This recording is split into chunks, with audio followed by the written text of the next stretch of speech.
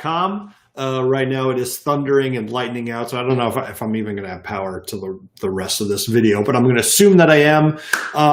Today, I wanted to make this quick video for you and talk about why people don't do.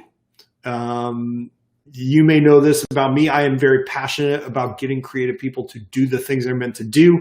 I view this as my way of positively impacting the world, right? I can't do everything. I'm not great at everything. I can only do certain things well, but there's somebody out there with the idea in their head or the potential idea in the head or the sort of egg, of the idea for the thing that's going to cure cancer and make the next best record and make the next amazing novel and the next amazing painting. And there's so much creative potential that people don't tap into. But a lot of people, they hold themselves back from doing that, right? There's a thing that they can do and they never end up doing it.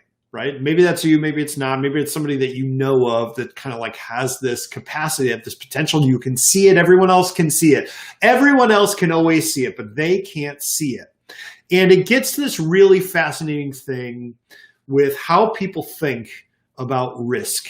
All right. And it seems like sort of a weird thing, but stick with me here. I'm going to connect these two ideas, right? Because we can connect this inability for someone to capture their creative potential, what they're really meant to do, with this sort of weird way that we process risk.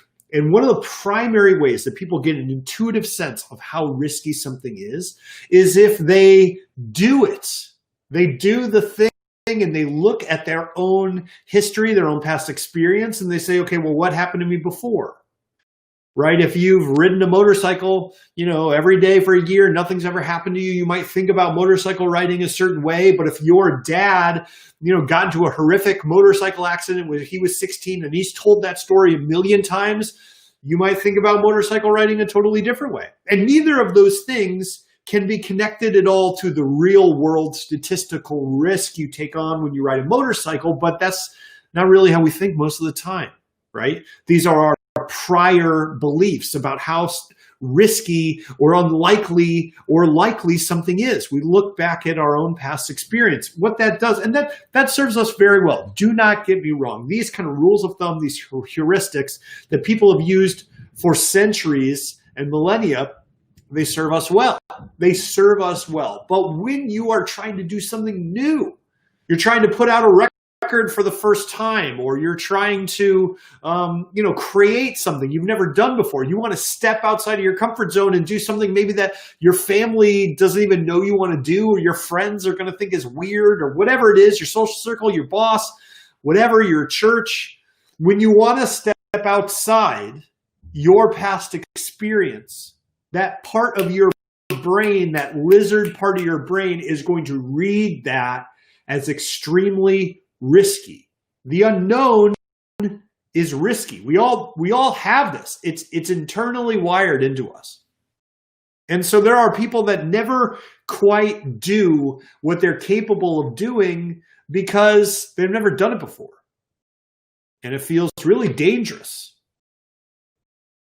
So what if your social circle or your upbringing or your past, if that doesn't support you in taking a creative risk or doing something real and meaningful, how do you get around it?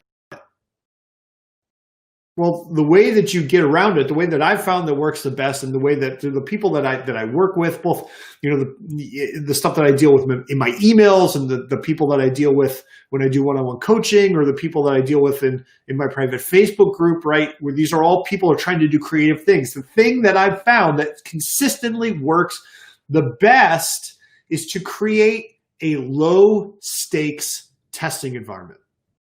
This is a place where you can try this suit on, this, external, whatever it is, being a creative person, making a record, painting, acting. A low stakes environment means an environment where you don't have to share what you do, or you share it anonymously, or you share it with people that you just have no past experience with. So they don't have any preconceptions about who you are or what you're supposed to do. A low stakes environment where you can work your creative craft consistently in order to see how it feels and see how it goes over and see what you want to fix. And sooner or later, what ends up happening is when there comes a time where you got to put something on the line, you got to put some skin in the game, you got to take a risk, all of a sudden you have something to look back on. You have something to look back on and say, you know, it wasn't that bad. I did it over here in this low stakes testing environment and everything went all right.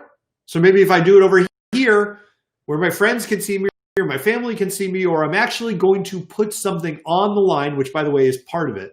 You got to do that eventually. When you start to put something on the line, it just feels less serious. Specifically talk about, and I made a course, Art of Mastery. That part of it is creating a consistent creative practice, which has no. You do the thing. Try it out.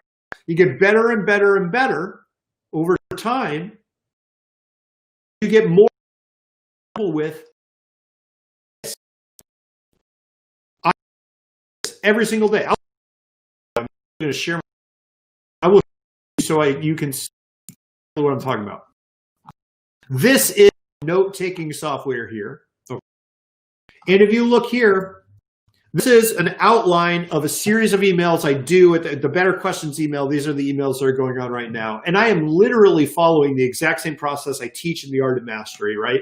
Where I'm sort of going through all these. This is the outline of all these different emails. And I literally planned all these out ahead of time, try to see, could I write something that I thought was important? Could I say something that I thought was original? Do I have the research on hand? Do I have the knowledge on hand? What do I need to know? I tested it out in a low stakes way. I'm never going to share this. I mean, I'm sharing it with you now, but I'm never going to share this publicly with anyone, this outline. This is not anything I'm ever going to show anyone. And if this didn't go well, if I started writing this out and I said, you know what, I just don't know enough to really say anything, or I don't know enough to really feel like I'm contributing to the conversation, I just would never have put it out. But you can see every single one of these ended up being a full draft email. And I'm almost done with this sequence right now. I'm almost done with this entire, with that entire thing. So that's literally how I do it. I do it exactly the way that I teach other people to do it. I create a low stakes testing environment where I can try it out. And if it works well, I can bring that into a higher stakes environment. Like, for example, emailing the people at betterquestionsemail.com or posting it. For example, I posted, or when I first made Art of Mastery, the course, I posted it in a private Facebook group first. I did all the videos in front of a small audience to see how it went over, to see if people liked it. And people loved it. So again, we look back at our past experience to figure out if it's okay to do what we know we should be doing. And if you don't short circuit that somehow, you're always going to fall short of your potential. So how do you get around it, right? How do we get around it? The way we get around it is we create a low stakes testing environment. I've got my email list. I've got my private Facebook group. You've got whatever you got, your social media feed, a bunch of strangers, anonymously releasing stuff, whatever it is. Do whatever you have to do so that when you look back at your past experiences, you can actually say, you know what? I do have the experience. I do know how risky this is, and I am going to do the thing I know I'm supposed to do. I hope that makes sense. I'll talk to you soon.